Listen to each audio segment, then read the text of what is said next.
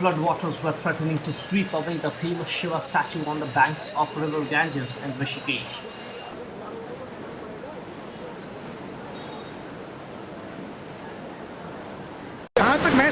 As far as I know, it has never happened in the past 100 years. In 1925, 88 years ago, we saw similar fury of nature.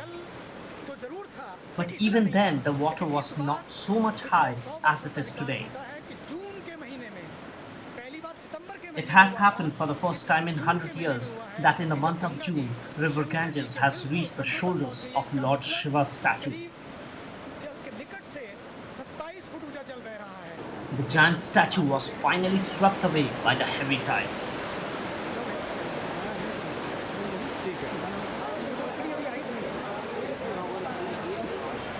The rising water level triggered by incessant and heavy rains has also partially submerged the under-construction hydropower project on the Alaknanda River.